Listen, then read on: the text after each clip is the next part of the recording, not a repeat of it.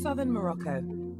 Farming these drylands on the edge of the Sahara has never been easy, but years of drought have made it next to impossible. It's a problem which is not just confined to North Africa. In many parts of the world, especially arid regions, once productive farmland is turning into wasteland. Desertification now affects 1/3 of the world's surface and has an impact on the lives of 1/5 of the world's population. Africa is most at risk, with 2/3 of its landmass desert or drylands. There are many reasons for the spread of these new desert-like areas. Climate change is an important factor. Temperatures are rising and rainfall decreasing or becoming more erratic. Too many people on the land is another. Underground water supplies are being pumped out quicker than rainfall can refill them, such as here in India. The demand for water in many arid countries is outstripping supply and will lead to severe water shortages in coming decades. It's not just underground water either. Rivers like the Rio Grande on the Mexican-US border provide essential irrigation water, but so much water is extracted by farmers of both countries that the Rio Grande has become in many places just a trickle. More people can mean more livestock than the land can cope with. Here in China, on the borders of the Gobi Desert, large flocks of sheep and goats are eating on the already sparse vegetation. On the world's drylands, grasses, shrubs and trees are the last line of defense.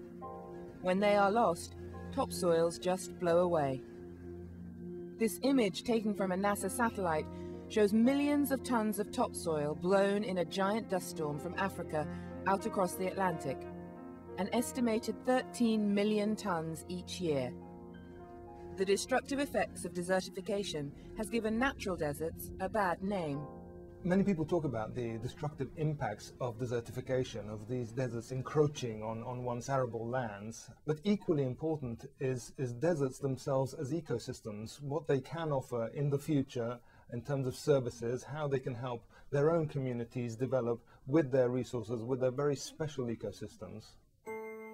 According to Global Deserts Outlook, a new report from the United Nations Environment Programme, released today in Algiers to mark World Environment Day, the world's existing natural deserts are not barren wastelands, but vital ecosystems offering many benefits.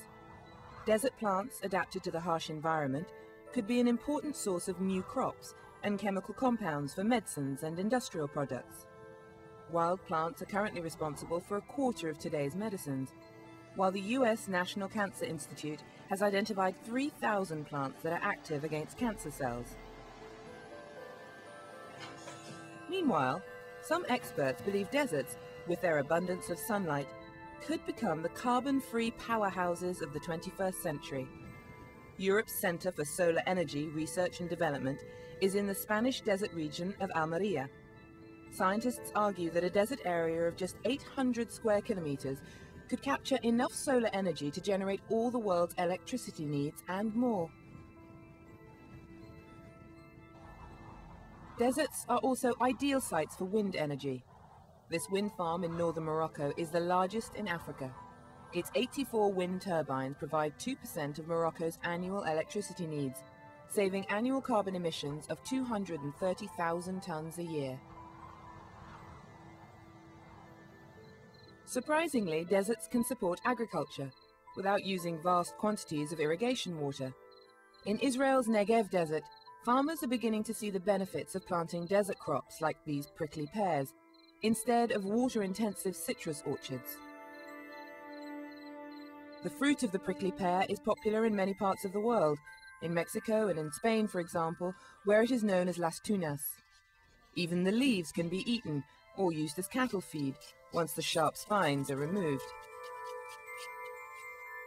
Such ventures offer new and potentially environmentally friendly livelihoods for local people and businesses. Deserts are incredibly important because they occupy somewhere between 15 and 25% of the world's land area and are home to up to 500 million people, providing them with their daily goods and services upon which they depend. And their importance is really underlined because they are under threat. They're under threat from global pressures, such as climate change, and under threat from more local pressures, like unsustainable development and agriculture. So it's a double-pronged attack on what are fairly fragile ecosystems. In the United Arab Emirates, endangered desert species such as the Houbara bustard, the favorite prey of Arab falconers, the Arabian leopard and the oryx were almost extinct, before a tree planting project stabilized the landscape and a wildlife breeding center was launched to restock rare creatures. Traditional knowledge may provide some answers to how we can live in drylands without destroying them. These Syrian farmers have spent months restoring their kanat, or water tunnel. Without the water it supplies, they would have to leave their village.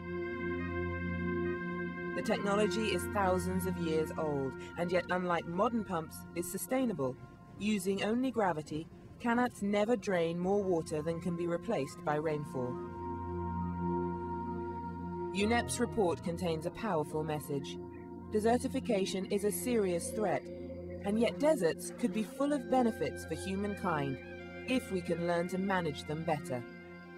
UNEP is focusing on deserts with the Global Deserts Outlook because we found that there wasn't one place where all of the great information on deserts about the threats that they are under and about the opportunities that they present has been brought together. So for the first time we've managed to bring together all of the information, and of course it's tied with promoting deserts and linking it to the International Year of Deserts.